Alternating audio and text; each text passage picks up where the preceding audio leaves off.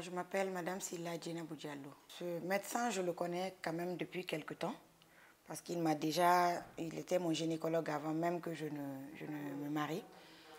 Donc, pour ce qui est du cas récent, il a été celui qui a détecté ma grossesse. Il a été celui qui a détecté ma grossesse et m'a suivi pendant tout ce temps. Il a détecté la grossesse et il m'a confirmé que j'étais enceinte d'un bébé. Et voilà, et à un moment donné, j'ai senti que mon ventre était un peu plus gros que d'habitude. Donc je me suis dit, je vais aller chez lui, je vais savoir aujourd'hui au moins le sexe de mon enfant parce que j'étais à 18 semaines.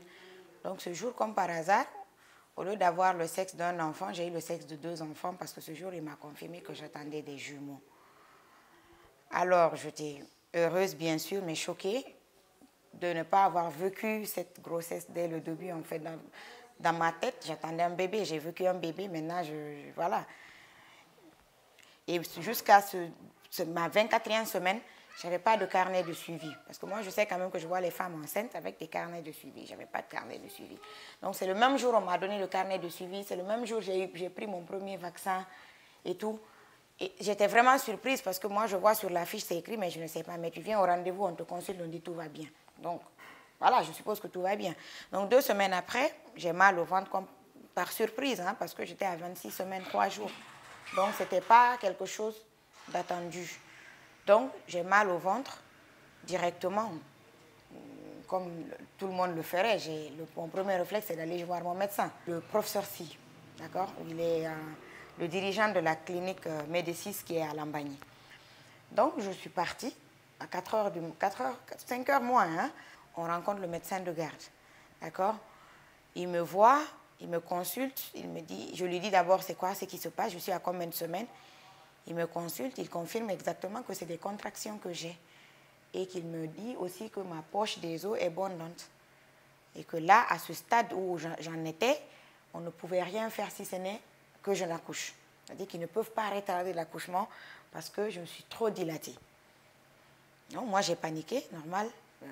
Quelqu'un qui attend des enfants dans 3 mois, on te dit maintenant tu vas les avoir, forcément tu as peur. Donc, j'ai demandé à rencontrer le médecin lui-même. D'accord? Le seul médecin là-bas que moi je connais, avec lequel je suis en contact depuis des mois, c'est le professeur Si qui habite dans une cour qui est contiguë à la clinique. Donc, ce jour, j'ai accouché dans des conditions vraiment très atroces, avec tout le manque de tact possible, des personnes qui tâtonnent, qui m'ont donné l'impression qu'elles ne savaient pas ce qu'elles faisaient, parce qu'il y a une personne qui allait, qui essaye, elle ne peut pas, l'autre aussi essaye, qui ne peut pas, parce que quelqu'un qui connaît vraiment son travail, il n'y a pas de tâtonnement, tu y vas directement. Donc, il y avait un docteur Yaya et puis une demoiselle qui s'appelle, j'oublie souvent son nom, je ne sais pas si c'est Mariama ou Kesso, qui était là. Elle portait même une blouse où c'est écrit stagiaire. Donc, pour vous dire que c'était vraiment une stagiaire, elle. Donc, ils ont essayé, dès qu'ils ont percé ma poche des os, j'avais mal, je pleurais. J'ai expulsé le premier bébé qui, je vous dis, avant même que je rentre en salle d'accouchement, il m'avait dit qu'il n'y avait pas d'espoir, que mes bébés à 26 semaines, il n'y avait rien, on ne pouvait rien faire, que les poumons sont immatures. Donc voilà, ils m'ont dit que le pronostic vital était nul, donc ils ne vont pas vivre. Donc moi, j'expulse un bébé qui pleure, qui est complet, qui a même ses petits cheveux qui commencent à sortir. Donc je vois ce bébé, je me dis, un bébé qui ne doit pas vivre ne va pas sortir pleurer. Bon, ça c'est moi, je ne suis pas médecin. Mais en tant que mère, c'est l'espoir qui est là. Donc j'ai cet espoir-là. Du moment où j'ai cet espoir, il dépose mon bébé sur la table. Je dis, mais docteur, elle pleure, le bébé il pleure. Mettez-le dans la couveuse. Ah, madame, on vous a dit que ça, ce stade, c'est pas la peine, quoi. Elle ne va pas vivre. Donc je panique, je dis, s'il vous plaît. Donc je ne me concentrais plus sur le bébé qui restait dans mon ventre. Parce qu'entre-temps, les contractions ont cessé. J'avais plus mal. Donc du coup, je ne me concentrais plus, vu qu'il n'y a pas de douleur. Il me dit, écoutez madame, c'est qu'on va faire, concentrez-vous sur l'accouchement, sur l'expulsion du deuxième bébé, parce que après, on verra pour l'autre. Ils sont allés, je ne le dis pas parce que j'ai la preuve de ce qu'ils ont dit, ils sont allés, la demoiselle, elle est partie, elle a cherché le bébé, jusque-là, hein, elle y va, je ne peux pas vous dire jusqu'à combien de degrés j'ai eu mal. J'ai déjà accouché Je sais c'est quoi la douleur de l'accouchement, mais ça, c'est pire que ça, en fait. Donc, chercher ce bébé-là, elle n'arrive pas. Elle dit à son collègue qu'elle a touché le dos. Donc, ce qui veut dire qu'elle était à ce niveau-là. Elle a touché le dos. Le gars lui répond, même si c'est la main, tu attrapes, tire. Donc, ce qui veut dire, on s'en fout de comment ce bébé va sortir. Déjà qu'il ne va pas vivre, on le tue en même temps. Donc, ils ont tiré le bébé.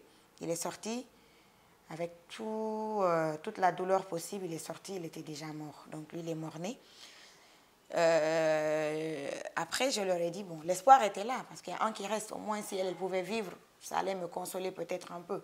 Donc, mon mari et moi, on leur dit, est-ce que vous pouvez mettre ce bébé qui vit et qui pleure? Elle continue à pleurer, elle respire, elle respire, elle respire. Elle pleure un peu, elle se repose. Elle respire, elle pleure un peu, elle se repose. Donc, on dit, est-ce que vous pouvez la mettre dans la couveuse? J'ai dit, ce premier qui vivait là, de le mettre dans la couveuse, de l'aider à respirer. Ils n'ont pas voulu. J'ai accouché à 7h30. Jusqu'à 11h, mon bébé était couché sur un plateau, sous une clim. Il n'y a pas de couverture, il n'y a pas de couveuse. Donc, vous voyez le teint du bébé qui se dégradait, devenait gris. En tant que mère, on m'a dit de regarder mon bébé mourir. C'est ça. Parce que la demoiselle qui était là, ah, Yenabou, courage, c'est des oiseaux du paradis, il faut accepter, nanani, nanana. Parce que physiquement, je peux me rétablir, mais moralement, ça me hante. Ça me hante jusqu'à aujourd'hui. J'ai porté plainte, oui. Et le même jour, le médecin, justement, professeur Si est venu, il a vu le bébé là-bas sans couveuse. Il n'a pas dit de le mettre en couveuse. Quand je lui ai demandé pourquoi il ne venait pas, il dit qu'il était fatigué, il dormait. Il m'a crié dessus, il m'a claqué la porte au nez. Il est parti. Il ne m'a pas regardé. Ils ont laissé mon bébé. Et ils ont mis mon bébé dans une couveuse qui était gâtée finalement parce qu'on voulait amener le bébé à Donka. La couveuse, ça, j'ai la photo de la couveuse. Donc finalement, il fallait que je porte plainte. J'ai porté plainte. On est allé au tribunal. J'ai envoyé toutes les preuves que j'avais, mais le juge a dit que c'est un délit non constitué. Sur quelle base? Je ne sais